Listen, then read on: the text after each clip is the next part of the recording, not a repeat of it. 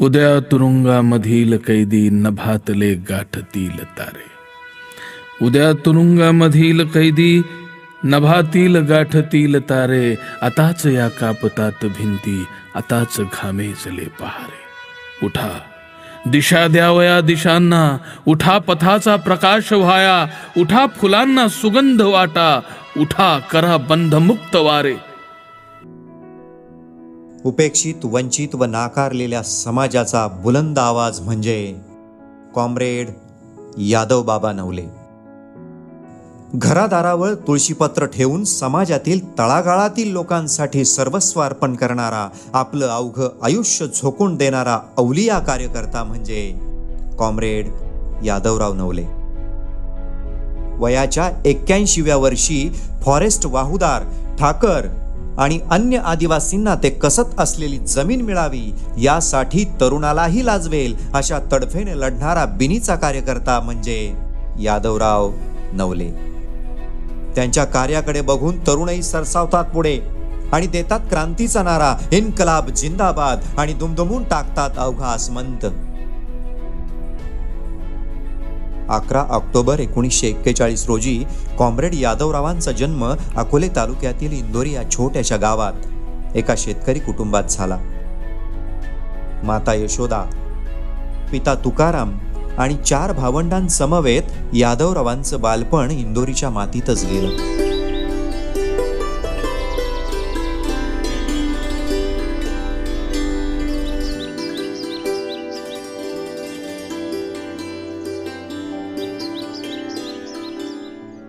घरच्या अत्यंत हालाखीच्या परिस्थितीमुळे अवघ्या 10व्या वर्षी यादवरावांना रुंभोडीच्या भोत परिवाराकडे राहावे लागले, तेही सालाने.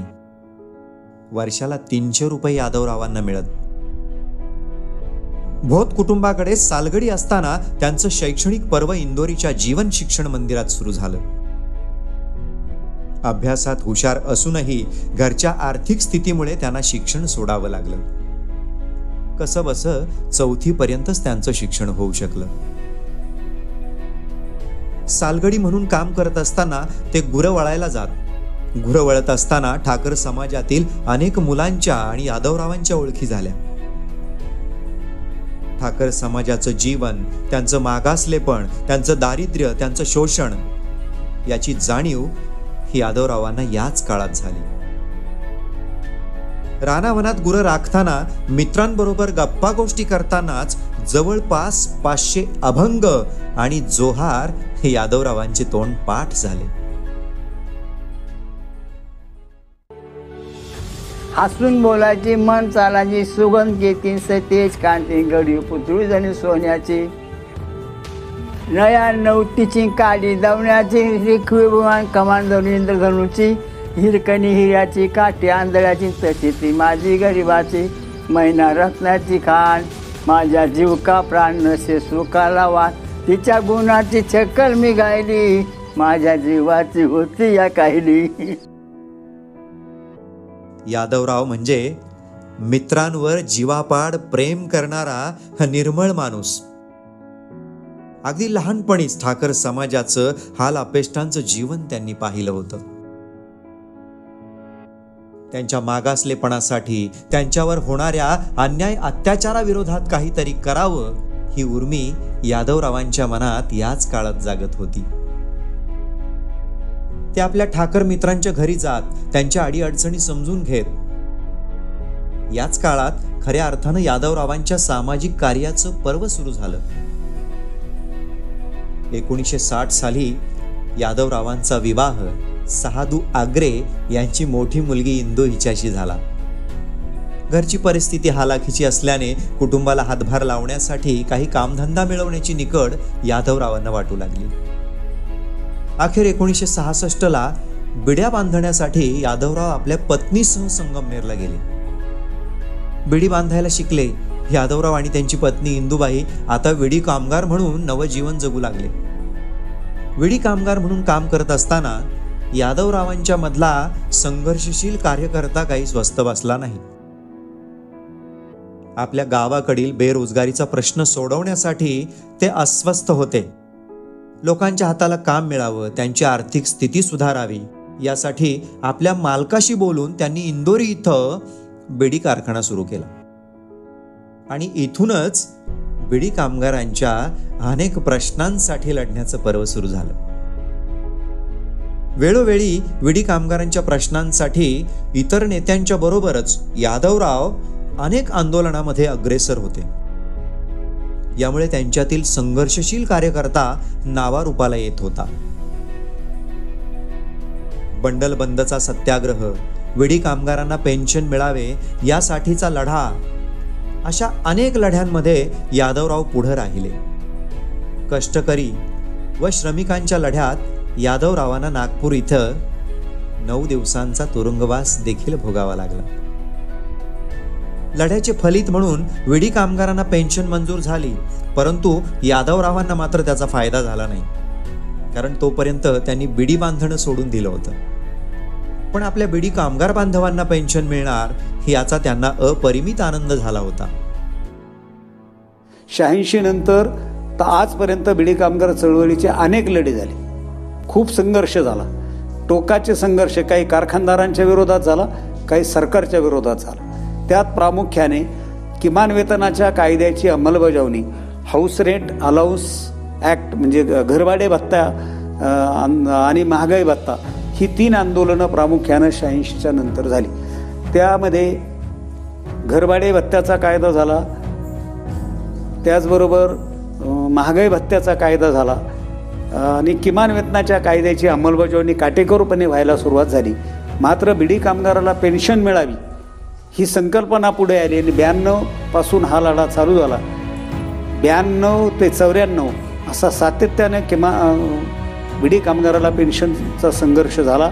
त्यासाठी 2 वेळा दिल्लीला मोर्चा झाला. 1992 साली आम्ही दिल्लीला 27 नोव्हेंबर 92ला दिल्लीच्या लोकसभेवर मोर्चा नेला. या मोर्चामध्ये संगमनेर, अकोला आणि सिन्नरमधून 3,500-4,000 हजार कामगार या मोर्चासाठी आले होते. त्या मोर्चात प्रामुख्यानं अकोल्यातले कामगार बरोबर घेऊन जाण्याची जबाबदारी ही यादव नवले, पांडुरंग किसन नवले, सीताराम दगडू आरोटे, निवृत्ती दातीर या कार्यकर्त्यांवर होती आणि त्या कार्यकर्त्यांनी अकोले तालुक्यातले जवळजवळ 1,500 ते 2,000 कामगार हे दिल्लीच्या मोर्चाला आणले होते. त्यांना नेणं, त्यांना सुरक्षितपणानं घरी आणणं हे सर्व जबाबदारी कार्यकर्ता म्हणून कसा असावा, तर या लोकांचं उत्तम प्रकारचं प्रतिसाद त्यामध्ये आम्ही पाहिला. कारण इथं 200 माणसं घेऊन जाता येत नाही. 2,000 कामगार इथून दिल्लीला रेल्वेनं मोफत न्यायचे आहेत आणि परत मोफत आणायचे आहेत. एकही कामगार न चुकता तो ज्याच्या त्याच्या घरी पोचला पाहिजे. आणि विडी कामगार चळवळीचं आमच्या खरं वैशिष्ट्य असं आहे की यामध्ये 70-80% महिला आहेत. या महिलांना या चळवळीमध्ये घेऊन जाणं ही सोपी गोष्ट नाही. घरच्या लोकांनी सुद्धा एक दिवस महिला बाहेर गेली तर विश्वास ठेवत नाही. पण आमच्या चळवळीमध्ये अशा प्रकारचे यादवरावांसारखे कार्यकर्ते असल्यामुळं घरच्या लोकांचा सुद्धा या चळवळीवर विश्वास होता आणि त्यामुळे 10-10, 15-15 दिवस या महिला या चळवळीमध्ये आमच्याबरोबर भागीदारी करीत होत्या. सुदैवानं दिल्लीच्या या 2ही मोर्चामध्ये बिडी कामगारांना पेन्शन मिळाली. ती किती मिळाली हा जरी वादाचा मुद्दा असला तरी बिडी कामगाराला तेव्हापासून पेन्शन चालू झाली. मात्र दुर्दैवानं त्या बिडी कामगार चळवळीत पेन्शनसाठी लढा देणारे जे यादवराव नायकोड नवलेंसारखे कार्यकर्ते होते हे मात्र स्वतः त्या पेन्शनच्या कायद्यामध्ये बसले नाहीत. बाकीच्या कामगारांना पेन्शन मिळाली याचा मात्र त्यांना सातत्याने आनंद हा त्यांच्या चेहऱ्यावर दिसला. 94ला किमान पेन्शन कायदाची अंमलबजावणी सुरू झाल्यानंतर यादवरावांनी प्रामुख्यानं बिडी कामगार चळवळीतलं लक्ष थोडंसं कमी होत ते फॉरेस्ट वाहूदार शेतकऱ्याकडे वळाले. कॉम्रेड यादवरावांच्या सामाजिक कार्याचा खरा आधार होत्या त्यांच्या पत्नी इंदुताई. यादवरावांनी सामाजिक कार्यात स्वतःला वाहून घेतलं होतं, नव्हे अक्षरशः झोकून दिलं होतं. चळवळीतील कामासाठी त्यांची सदैव भटकंती सुरू होती. 8-8, 10-10 दिवस हा कलंदर माणूस घरदार सोडून लोकांच्या प्रश्नांसाठी भटकायचा. घरची आठवण सुद्धा नसायची. अशा वेळी त्यांच्या पत्नी इंदुताई त्यांच्या मागे खंबीरपणे उभ्या राहिल्या. कुटुंबाला सांभाळायचे काम त्या अगदी नेटाने करत होत्या. लष्कराच्या भाकरी भाजणाऱ्या आपल्या नवऱ्याच्या निष्ठेवर त्यांची अफाट श्रद्धा होती. त्यांचा शोध घेऊन त्यांच्यासाठी भाकर घेऊन जाणाऱ्या इंदूबाई खरोखरच अलौकिक. इंदूबाई म्हणजे यादवरावांचे प्रेरणास्थानच म्हणावे लागेल.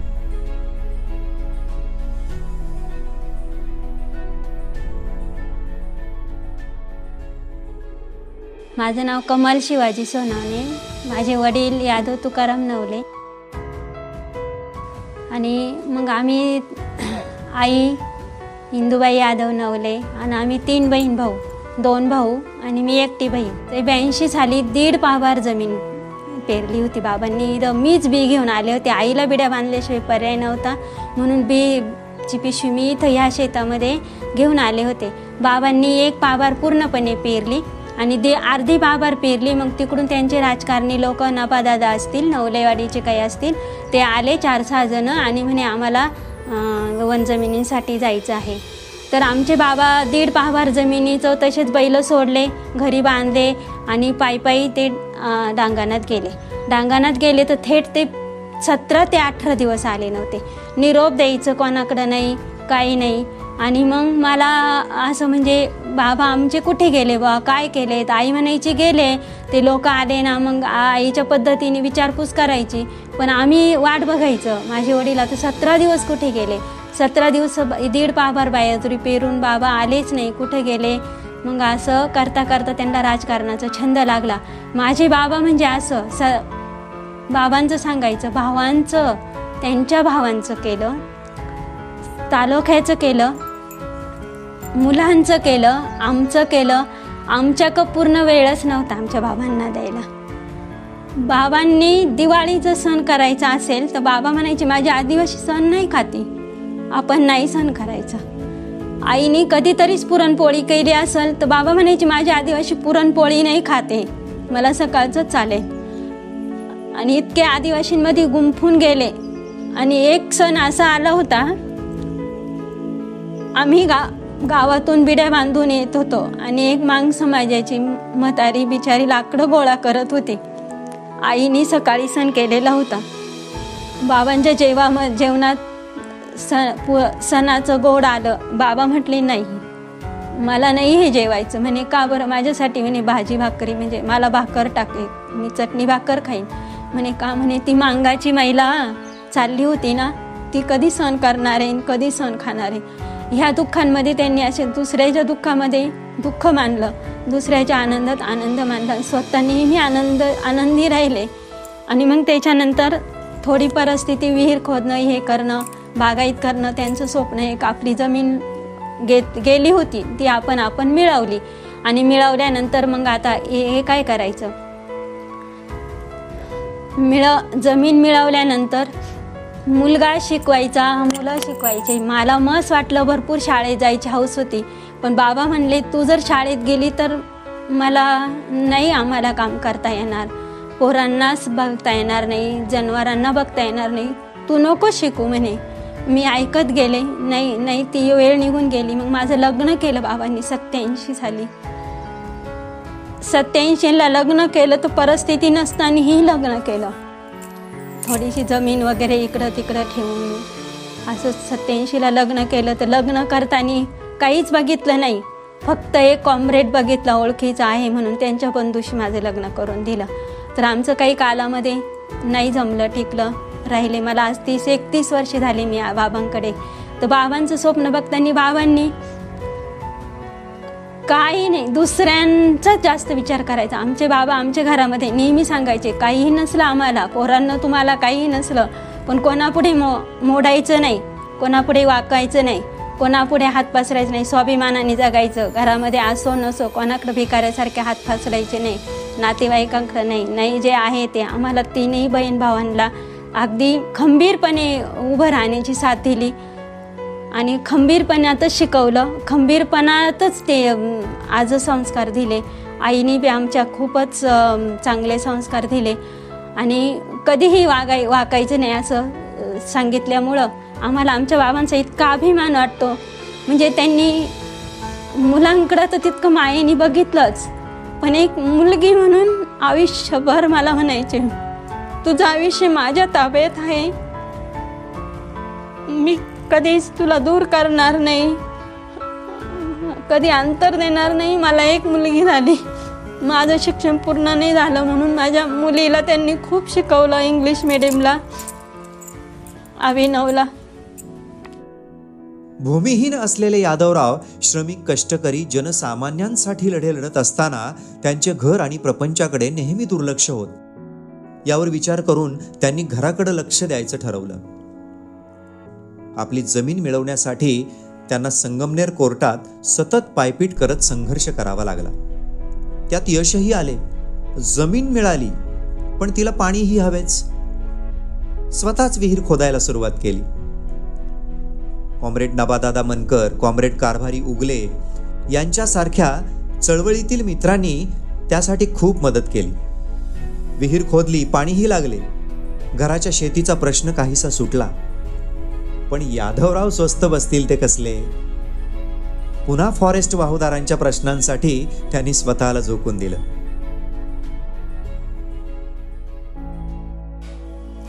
कॉम्रेड यादवराव नवले हे एक अत्यंत समर्पित जीवन आहे. मला आठवत नाही तेव्हापासून ते अकोले तालुक्याच्या कम्युनिस्ट चळवळीमध्ये एक खंदे सैनिक म्हणून सतत लढत आले आहेत. विशेषतः माझे वडील कॉम्रेड नबाजीदादा मनकर यांचे ते एक अत्यंत कट्टर सहकारी होते.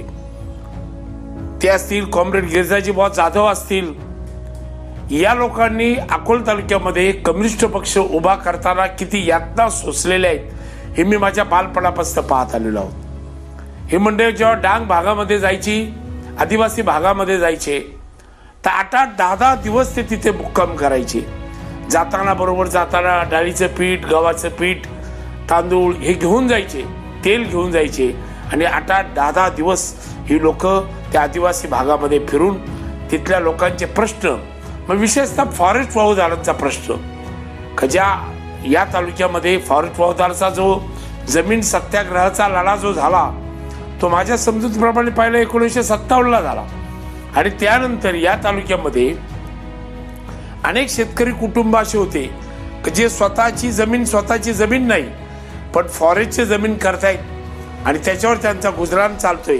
अशा लोकांचं एक मोठं संघटन उभं करण्याचं काम जे या तालुक्यात झालंय त्यात कॉम्रेड यादवराव नवलेंचा खूप मोठा हातभार, खूप मोठा सहभाग या सगळ्या गोष्टीत आहे. मग ती विडी कामगारांची चळवळ असेल किंवा दारिद्र्याच्या खालच्या लोकांचा लढा असेल किंवा अन्य चळवळी असतील, या सगळ्याच चळवळीमध्ये कॉम्रेड यादवराव नवले हे अत्यंत पुढे उभे राहिले. 2000 साली वन विभागाने एक फतवा काढला. आदिवासींनी वहिवाटीत आणलेल्या फॉरेस्टच्या जमिनीवर झाडे लावण्याचा. तिथे असणारी घरेदारे पाडून टाका, अगदी हत्ती लावून पाडून टाका असा आदेश निघाला. शेजारच्या राज्यांमध्ये त्याची अंमलबजावणी देखील झाली. आपल्याकडे देखील अशी परिस्थिती येते की काय या भीतीने फॉरेस्ट वाहुदार, आदिवासी आणि यादवराव चिंतेत पडले. आपल्या गोरगरीब ठाकर समाजाचे काय होणार या काळजीने त्यांना झोप लागत नव्हती. याच दरम्यान यादवरावांची डॉक्टर भाऊराव उघडे या तरुणाशी भेट झाली.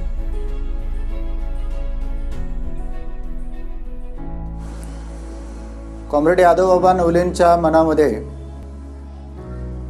नेहमीच असा विचार असायचा की कोण तुपाशी खातो आणि कोण उपाशी राहतो.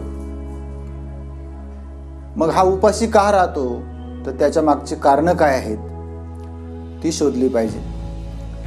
आणि म्हणून कॉम्रेड यादवबाबा नवले हे सतत गरीब आणि आदिवासी असणाऱ्या माणसांच्या मध्ये लहानपणापासून वावरत असल्या कारणानं त्यांच्याविषयीची तळमळ त्यांच्या मनामध्ये होती. अकोले तालुक्यामध्ये 70% आदिवासी असताना, महादेव कोळी आणि ठाकर समाज हा बरोबरीचा असताना हा ठाकर समाज नेहमीच त्यांच्या हक्काच्या गोष्टींपासून वंचित का आहे, तो भूमिहीन आहे. आणि म्हणून वन विभागाची जी नावे नसलेली जी जमीन आहे की ज्या जमिनीवरून या लोकांना सततच हाकललं जात आहे ती जमीन त्यांच्या हक्काची मिळवून देण्यासाठी म्हणून चळवळ उभी करावी हा त्यांच्या मनामध्येचा विचार होता. गेली वयाची 50 वर्ष जवळपास अकोले तालुक्यामध्ये असणारा बिडी कामगार वर्ग आणि आदिवासी समाजामधला ठाकर वर्ग की जो बऱ्याच गोष्टींपासून वंचित आहे अशा समाजासाठी काम करायचं बाबांनी ठरवलेलं दिसतं.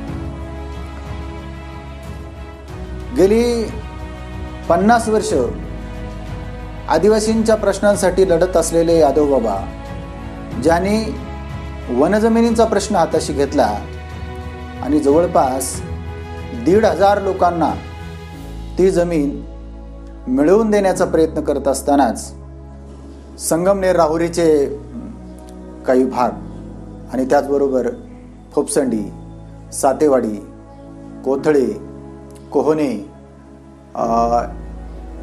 पाचनई, कुमसेत या विभागांच्या मध्ये जिथे जिथे म्हणून आदिवासी राहतो, त्यातल्या त्यात आदिवासी ठाकर समाज राहतो, त्या सर्वांच्याकडे 7 वर्ष पायपीट करून त्यांच्या सगळ्या समस्या घेऊन कॉम्रेड यादव बाबांनी त्या 1500 कुटुंबांना न्याय देण्याचं काम केलं.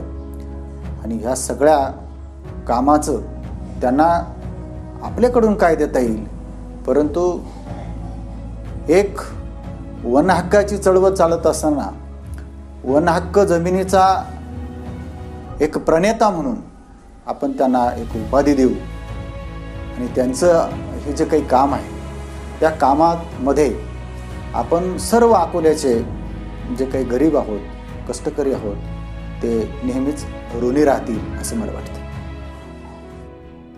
ठाकर समाज हा मूलतः रानावनात राहणारा, अतिशय कष्टाचं आणि अभावग्रस्त जीवन जगणारा, खरं तर बहुतेक आदिवासी समाज हा भूमिहीन, ज्या थोड्याफार जमिनी त्याही डोंगर उतारावर आणि नापीक. म्हणूनच तर गावोगावच्या ठाकर आणि इतर आदिवासींनी फॉरेस्टच्या जमिनी वहिवाटीत आणल्या होत्या. फॉरेस्ट त्या जमिनींना काही ना काही करून सतत आडकाठी आणत होते. इथूनच फॉरेस्ट आणि आदिवासी यांच्यामधल्या संघर्षाला सुरुवात झाली. या जमिनी नावावर व्हाव्यात यासाठी खूप मोठा संघर्ष करावा लागला. या संघर्षातही यादवराव आघाडीवर होते. घरादाराची, प्रपंचाची तमा न बाळगता पायाला भिंगरी लावल्यागत यादवराव पिंपळगाव खांड, शेणी, तांबीत, शेरणखेल अशा इतर अनेक गावात, वाड्या, वस्त्यांवर सतत फिरत होते. मिळेल ते खायचे, असेल तिथे झोपायचे. ध्यास एकच, वाहुदारांना त्यांच्या जमिनी मिळवून देणं, त्यासाठी संघर्ष करत राहणं. खरं तर यात यादवरावांचा कवडीचाही फायदा नव्हता. फक्त आणि फक्त केवळ मानवतेच्या विचाराने उपेक्षितांचा, वंचितांचा लढा ते लढत होते. पुढे 2003 मध्ये यादवराव आणि त्यांच्या सहकाऱ्यांनी समता विचार मंच ही संघटना स्थापन केली आणि आपल्या कामाला अधिक वेग दिला. वन विभागाची मुजोरी थोडी कमी झाली, पण अजून पूर्ण न्याय मिळालेला नव्हता. आपलं काम तालुक्यापुरतं मर्यादित न राहता राज्यभर उभं राहावं यासाठी यादवराव प्रयत्नशील होते. याच दरम्यान नाशिक जिल्ह्यातील मार्क्सवादी कम्युनिस्ट पक्ष हा वनजमिनी आणि फॉरेस्ट वाहुदारांच्या प्रश्नावर काम करत आहे हे समजल्यावर यादवराव आणि त्यांचे सहकारी नाशिकला रवाना झाले.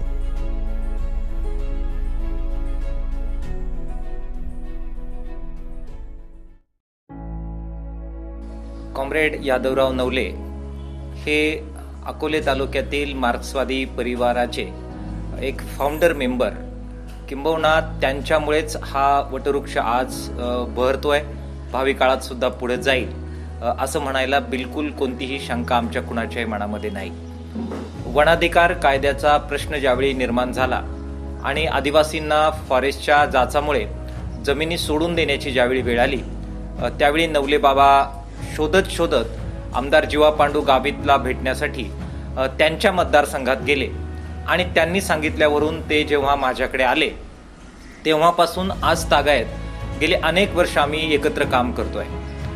नवले बाबा अगोदर भारतीय कम्युनिस्ट पक्षात काम करत होते, मात्र त्या पक्षातील काही अंतर्गत बाबीमुळे त्यांना आणि त्यांचे मित्र गिरजाजी जाधव यांना वेगळा मंच काढावा लागला. परंतु हा मंच सुद्धा ह्या व्यापक कामाला अपुरा पडतोय असं ज्यावेळेस त्यांनी वाटलं, त्यावेळी जंगल जमिनीचा प्रश्न धसास लावण्यासाठी ते मार्क्सवादी कम्युनिस्ट पक्षामध्ये आले. त्या दिवसापासून आज तागायत जे काही वेगवेगळ्या चळवळी झाल्या त्याचा एक प्रकारचा आधारस्तंभ हे नवले बाबा राहिलेले आहेत. सदैव सैनिका पुढेच जायचे, न मागुती तुवा कधी फिरायचे, या निर्धाराने यादवराव श्रमिक कष्टकऱ्यांच्या प्रश्नांसाठी लढत राहिले. उपेक्षित वंचित घटकापर्यंत जाऊन त्यांच्या प्रश्नांसाठी आजही ते 81व्या वर्षी त्याच उमेदीने त्याच निर्धाराने लढत आहेत. आपल्या विचारांशी एकनिष्ठ आणि तत्वनिष्ठ